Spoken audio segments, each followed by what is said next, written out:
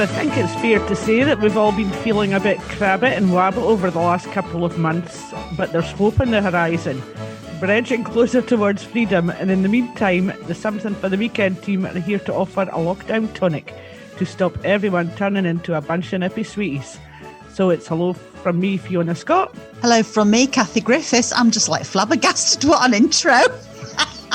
Hello from me, Alice Butcher. And hello from me, Stephen Day. Well, I like to take you all by surprise. You certainly did. Cracking. I'm getting all my Scottish words of the week in one paragraph. I did think the word edging closer, because I thought I've been on the edge for a long time. So I thought the edging closer to lockdown was probably more apt. But there we go. Yeah. I think I would like to say that it's all a bit technical here, but I loved the text you sent this morning, Kathie. Do you know what that's about? That's monkey mind. I've definitely got monkey mind. You know, when you've got so much going on that it's like leaping from one branch to the other. You don't mind if I tell people what you said, do you? I don't mind at all, Stevie. So, text from Kathie to all of us because she was struggling to get into Zoom. Can someone send me to Nipod log 9, please? Which translates as, you know what I mean, the log on Zoom thingy. How many weeks and months have we been doing this? I know, but it is so technical. It's so technical, and sometimes just so much going on, and you think, "Oh, for goodness sakes!" Someone just direct me. Just give me some direction, please. Just in case people out there think we're picking on you, Kathie, somebody else tried to get into the wrong meeting as well. We've not name and shame, Ellis Butcher. I was knocking at the wrong door, wasn't I? There might be some people out there that don't know how this Zoom thing works, but you do actually. I'm one of them. Yeah, and I include myself in that. But yeah, we do a Zoom. Regular listeners, I'm sure, will know that we do a Zoom on a Wednesday. I had to think then. We do a Zoom on a Wednesday. What's in this week's Open Times? But we also do one today, of course. Anyway, I was knocking on Wednesday. You know who I blame? Because once again, we are all recording from home on our home laptops, and Martin is in the studio twiddling away with the buttons in the background. So I think we should blame Martin for this because he's not allowed to talk back. So we've got to blame the tech. That's what you're saying. It's always the tech's fault, Stevie. Always the tech's fault. I know that. I know that. Never the artists. So anyway, the sun's got his hat on today. Hip, hip, hip, hooray. And there's definitely a spring in everyone's step. So what was the good news this week? Ellis, we'll let you divulge. The good news this week is Monday, April 26th. That's the big one to look forward to. Hospitality sector to reopen. That means cafes, restaurants and bars. They'll be able to serve you outdoors in groups of up to 6 from 3 households until 10 o'clock with beer permitted. That's one of the biggies. Don't come knocking on my door. You worried me then when he said Kathie's restaurants and bars. I thought, I haven't got any restaurants and bars. And then it twigged. It's going to be a slow morning, I think. Kathie's restaurants and bars. I love it. April the 26th. Have you all got your holidays booked? Funnily enough, I got a text from my sister this week when straight after the announcement was made. Fiona, I have some spare holidays to take. I have just booked the week from the 26th onwards. Can you get it too? And the hairdresser's open for appointments on Easter Monday, April the 5th. And on April the 2nd, which is coming up, isn't it, quick? That stay-at-home rule is going to be replaced by stay local for about 3 weeks. So April the 2nd is one way you can go out a little bit further than you have been doing. What is local? Oh, the definition of local. Let's not go there. But Easter Monday, April the 5th is the day that you can start then harassing your hairdresser for an appointment. But good luck with that. Or just get the kitchen scissors out again. Yeah. Listen, the hair's the least of my worries. If I can go out for a coffee, that'll be like Christmas. Coffee and cake. Little things. Cake. I'll tell you what happened. Shall I share my good news? My good news. guess what happened to me on Sunday? Okay, don't all guess at once. I had my first jab. In the car park at Easdale Surgery. And you know what? Didn't feel a thing. It was just like, oh, really? All done. That was great. Then had slight sort of tender arm and thought, okay, that's okay. Went out for a big hike, came back, thought, oh, I feel a bit tired. Never mind. Monday, started to sort of crack on at work thinking, my head feels a little bit fuzzy. Well, did I go downhill or what?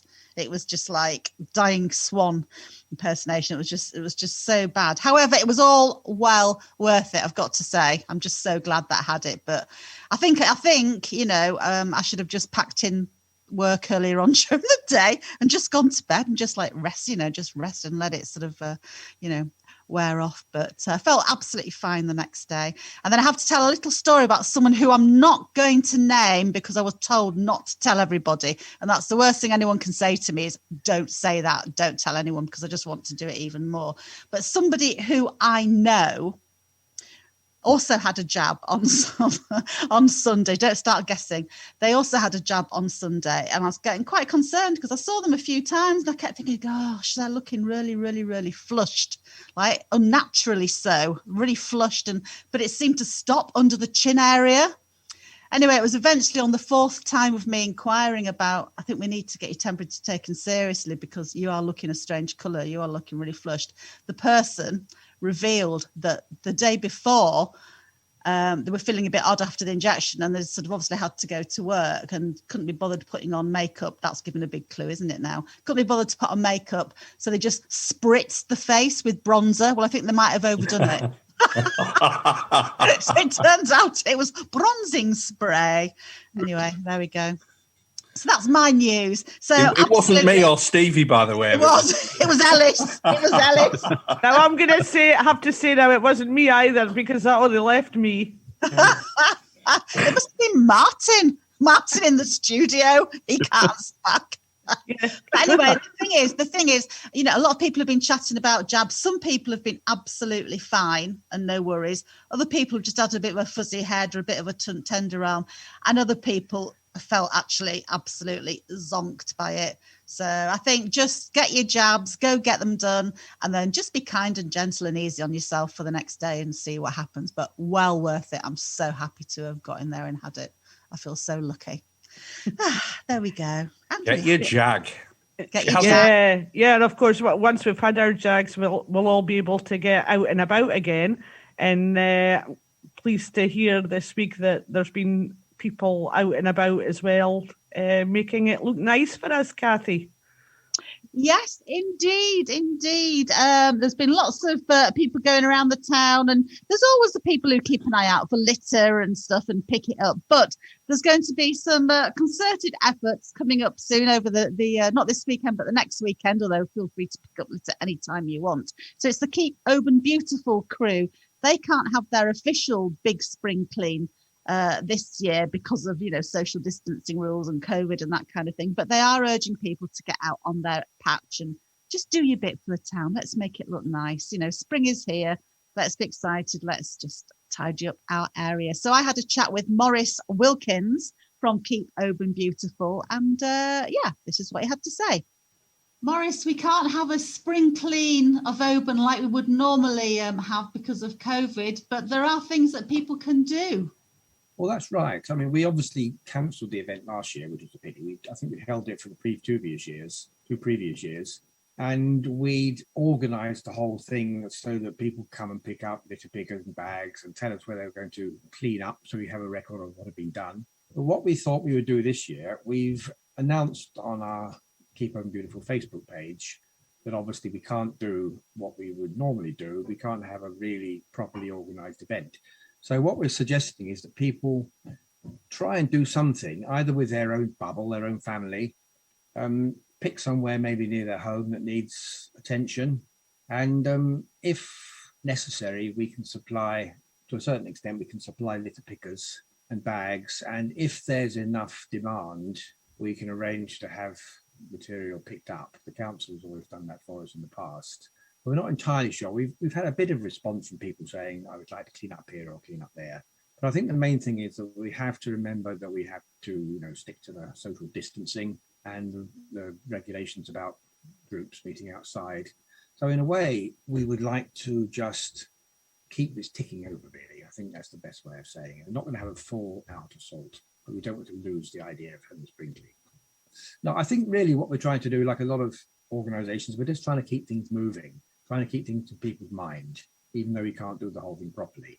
So basically, we're saying to people, we would have had a proper spring clean, but try and do something independently, just to make sure that we don't forget what this is all about. Have you actually got a date fixed? Well, we've always stuck with the last weekend in March, because that's really, the tourist season starting probably in April. So I think we'll just stick with the last weekend of March. But obviously this year, even more than some years, it can be quite informal. We don't want people to feel that because they can't do something on that weekend, they don't do anything at all. I mean, even in normal years, some people have said, can we do something the weekend before? I said, of course you can. We just want to try and have an event to fit in with people as best as possible, I think. So it can be quite flexible. And it's good to encourage people to take pride, in your area, take pride on what's on your doorstep. And it's something we should be doing all year round, isn't it, really? Sort of, picking up litter or not dropping it in the first place. Well, that is the problem. I mean, somebody suggested to me the other day that we should put it across to people that every time they go out, they pick up 3 pieces of litter and take it home. Well, see, the big problem there is partly because of COVID and partly because of general hygiene. I mean, I wouldn't pick up a piece of litter with my bare hands and carry it a quarter of a mile home. I pick up litter if I go out with a litter picker in a bag and I don't touch it. So I think probably we can't suggest to people that they do that. But what I would really, really, truly like to do is to find some way of getting the message over to people, don't drop it in the first place. If you don't drop it, we don't have to pick it up. But it seems very much a national problem. And it's not really to do with COVID, although some people use that as an excuse. People just think nothing of chucking anything anywhere. And it's very disheartening. And of course, one of the big problems, we all see crisp packets and drink cartons and that kind of thing, but face masks, disposable face masks are a real problem and hazard also for wildlife, aren't they, at the moment? We've had a story about that. Well, yes. I mean, you hear stories about birds getting caught up in the elastic and the right. I mean, I'm surprised. It's not as bad as I thought it might have been.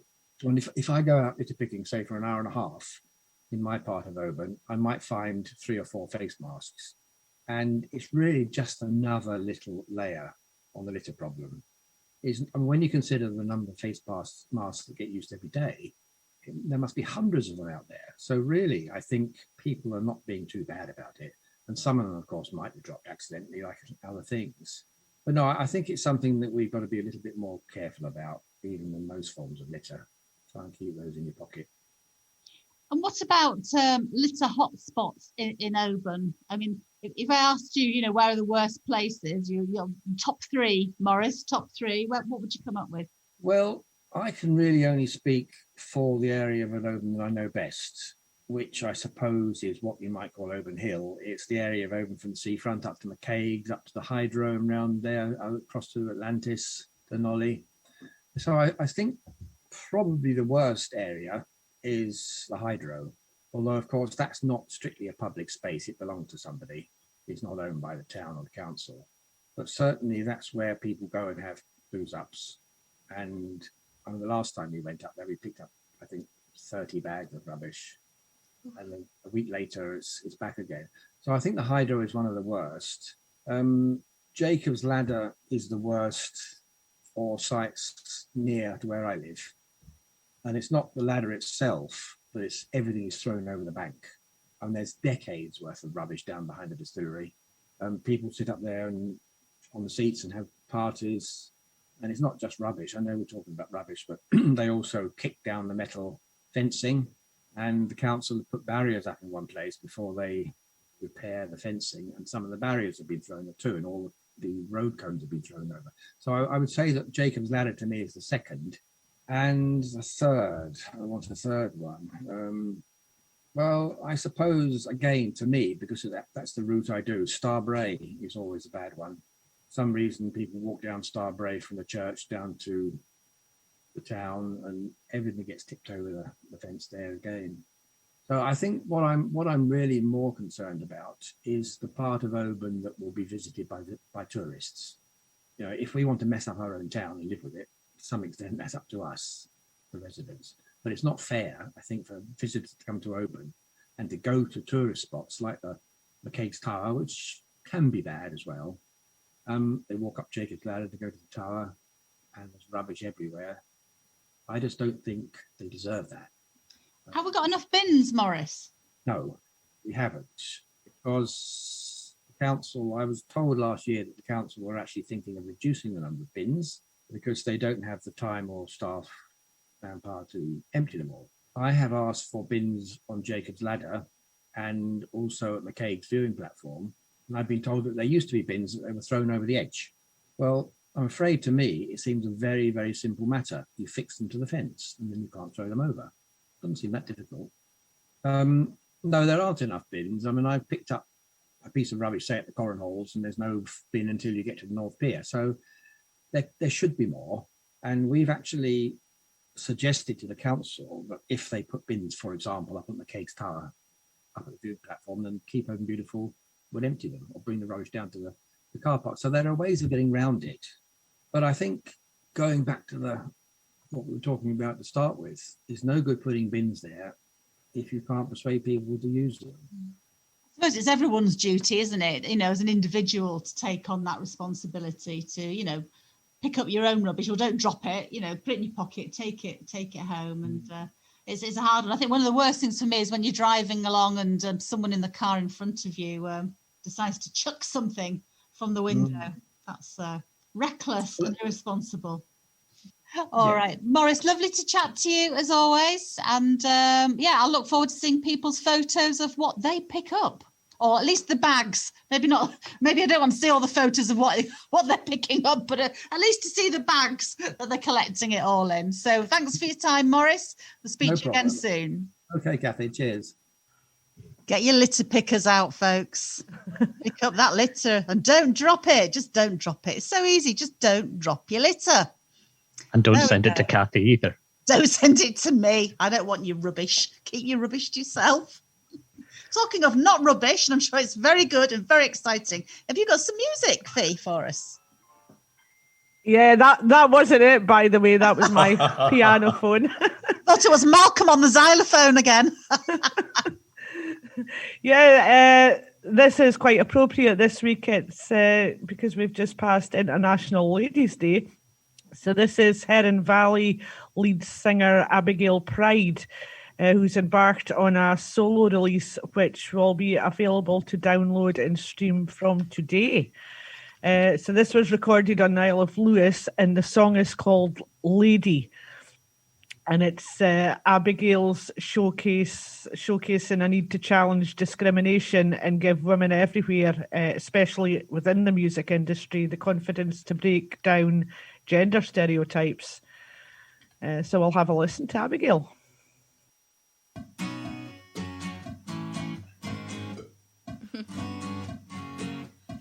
Work I Lear. Expectations burning in my brain. Don't try me, don't push me, I'm not playing that game. I'm a lady, but you ain't got a pity. Think I'm standing here just to look pretty. I'm not one for the little black dress. I praise the girls with that finesse. Lady, not a honey, not a baby, not a diva. Just a fighter, how I drive her. A lady and a worker giving orders. Not a wife, just living life and wine and water. Lady, not a darling, smiling for you, not a diva. No, I'm not dramatic either. A lady, broken parts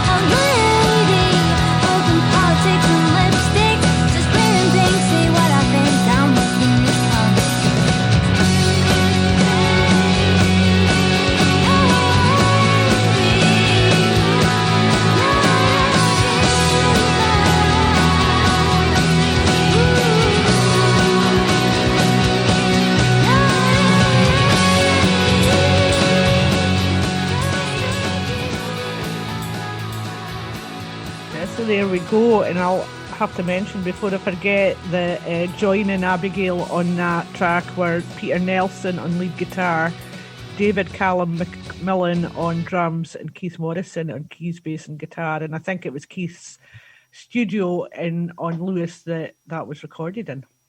That was fantastic. Great. I loved it. That's really woken me up. I think that's excellent. There's a real country flavour there, because I think, Kathie, and you a Heron Valley fan, did you not see them when you were down in Killen at the music festival? Yes, I did. Yeah. Yes, I did. Yeah. That's probably that'll be 2 years ago now, will it? Yeah. Two or three. Oh my word! Maybe, you see? That weird in between year that nobody wants to remember. Yes. She's moved away a wee bit from the folk, and there's a definite country influence in that. Absolutely. Yeah, I liked it. It's good.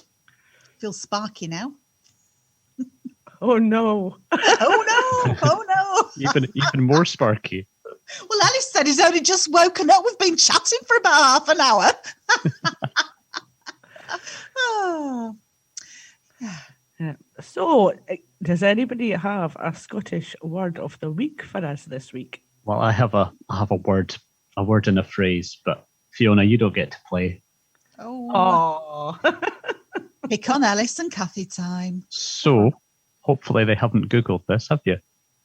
No. We'd never cheat. Oh, Never I don't cheat. anyway. Never. Right. Well, the word is dauner. And used in a phrase, it's a broad day for a dauner. Or a Kebab. wee dauner. Kebab. Kebab comes to mind. 'Tis a Friday. And this just shows how different dialects, come into words, because I saw Stevie's word of the week and I know what it is, but I don't say it like that. I say dauner. Yeah. Ah. Because you had an extra letter. I do. It must be It's a broad day for a dauner. Yeah. A walk out, maybe a little bit of breather, a bit of fresh air. A wee walk, a wee wander.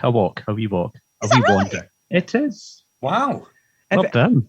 If we say daunder to our dog, she gets a bit excited, and although I'm looking at her now and she's not interested, she knows I'm not daundering. I think because Fee said daunder, it made me think of like wandering. Yep. So that's probably a clue. So thanks for that, Fee. No food for you, Ellis. I'm sorry. Yeah. No. I got the bra bit. I'm aware of the word bra. I like that word as well. It's a bra brecht, moonlight, nicht the nicht. Aye, that it is.